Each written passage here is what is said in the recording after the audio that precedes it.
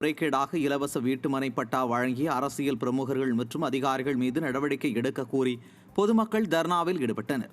சக்கிமங்கலத்தில் கிராமத்தில் ஏழை மக்களை புறக்கணித்து சொந்த வீடு உள்ள வசதியான நபர்களுக்கு நீதிமன்ற உத்தரவை மீறி முறைகேடாக பட்டா வழங்கப்பட்டுள்ளது. இது தொடர்பாக அரசு அதிகாரிகள் மற்றும் அரசியல் கட்சியை சேர்ந்தவர்கள் மீது உரிய நடவடிக்கை எடுக்க கோரி கிராம மக்கள் தொடர் தர்ணாவில் ஈடுபட்டனர். எங்கும் எதிலும் முறைகேடு என்பதே விடிய அரசின் வாடிக்கை என பொதுமக்கள் விமர்சிக்கின்றனர். தேர்தல் வாக்குறுதியை நிறைவேற்றாத ஸ்டாலின் அரசை கண்டித்து மூத்த குடிமக்கள் மற்றும் ஓய்வூதியதாரர்கள் கூட்டமைப்பினர் ஆர்ப்பாட்டத்தில் ஈடுபட்டனர். பழைய ஓய்வூதிய திட்டத்தை அமல்படுத்துதல், குறைந்தபட்ச ஓய்வூதியம், குடும்ப பாதுகாப்பு நிதி உள்ளிட்ட 10 அம்ச கோரிக்கைகளை வலியுறுத்தி திருப்பூர், விழுப்புரத்தில் ஓய்வூதியதாரர்கள் ஆர்ப்பாட்டம் நடத்தினர். இதில் மைனாரிட்டி பாஜக அரசு மற்றும் விடியா திமுக அரசுக்கு எதிராக முழக்கங்களை எழுப்பினர். கள்ளக்குறிச்சி மாவட்டம் அப்பேடு அருகே செங்கல் சூளையில் போர்க்லிப்ட் வாகனத்தில் சிக்கி 8 மாத பெண் குழந்தை பலியான சம்பவம் சோகத்தை ஏற்படுத்தியுள்ளது.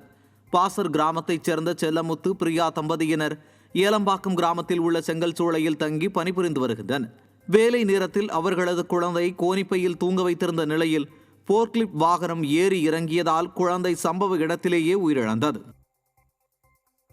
விழுப்புரம் மாவட்டம் திண்டிவனம் அருகே 2 லாரிகள் மற்றும் கார்கள் அடுத்தடுத்து மோதிக்கொண்டதில் 10க்கும் மேற்பட்டோர் படுகாயமடைந்தனர். சென்னை நோக்கி தேங்காய் நார் ஏற்றி சென்ற லாரியை நாமக்கல்லில் இருந்து வந்த மற்றொரு லாரி முந்த முயன்ற போது இரண்டும் மோதி விபத்துக்குள்ளானது. அப்போது சென்னை நோக்கி சென்ற ஆம்னி பேருந்தும் சிவகங்கையில் இருந்து வந்த கார் ஒன்றும் ஒரே நேரத்தில் மோதி விபத்துக்குள்ளானது.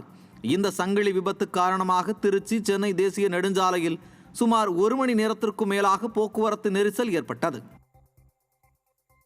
கடலூர் மாவட்டம் வடலூர் நகரத்தில் நெய்வேலி நிலக்கரி ரயிலால் ஏற்படும் போக்குவரத்து தடை காரணமாக பொதுமக்கள் அவதியடைந்து வருகின்றனர். நிலக்கரி ஏற்றும் ரயில் வடலூர் ரயில்வே கேட்டில் நீண்ட நேரம் நிற்பதால் சுமார் 2 கிலோமீட்டர் வரை போக்குவரத்து நெரிசல் ஏற்படுகிறது. உயர்மட்ட மேம்பாலம் கட்ட பல முறை கோரிக்கை விடுத்தும் மாவட்ட நிர்வாகம் நடவடிக்கை எடுக்கவில்லை என மக்கள் வேதனை தெரிவிக்கின்றனர். விடிய அரசின் அதிகாரிகள் ஆழ்ந்த தியானத்தில் இருப்பதாக குற்றச்சாட்டு எழுந்துள்ளது.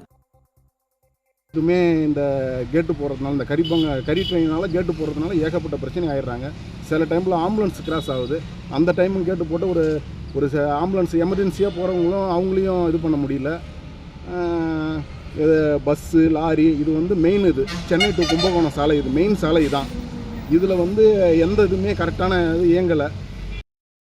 சேலம் மாவட்டம் குறுக்குப்பாறையூரில் குப்பை கழிவுகள் கொட்டப்படுவதற்கு எதிர்ப்பு தெரிவித்து விவசாயிகள் தொடர்ந்து 34வது நாளாக போராட்டத்தில் ஈடுபட்டனர். திடக்கழிவு மேலாண்மை திட்டத்தை மாற்றிடத்தில் அமைக்க வேண்டும் என வலியுறுத்தி போராட்டத்தில் ஈடுபட்ட பெண்கள் உட்பட 30க்கும் மேற்பட்டோரை விடிய அரசின் ஏவல் துறை கைது செய்து அராஜகத்தில் ஈடுபட்டனர். ஸ்டாலின் தலைமையிலான திமுக அரசு மக்கள் விரோத நடவடிக்கைகளை தொடர்ந்து எடுத்து வருவதாக விமர்சனங்கள் எழுந்துள்ளது. மாவட்டம் அம்பை அருகே கோவில்குளம் கிராமத்தில் நெல் அறுவடை பணிக்காக பயன்படுத்தப்பட்ட எந்திரத்தில் திடீரென தீப்பிடித்து எரிந்ததால் பரபரப்பு ஏற்பட்டது. விபத்து ஏற்பட்ட உடனே ஓட்டுநர் எந்திரத்திலிருந்து குதித்து தப்பிய நிலையில் அருகிலிருந்த விவசாயிகள் தண்ணீர் மற்றும் மண்ணை வீசி தீயை கட்டுப்படுத்தினர். மின்கசிவு காரணமாக தீ விபத்து ஏற்பட்டிருக்கலாம் என கூறப்படுகிறது.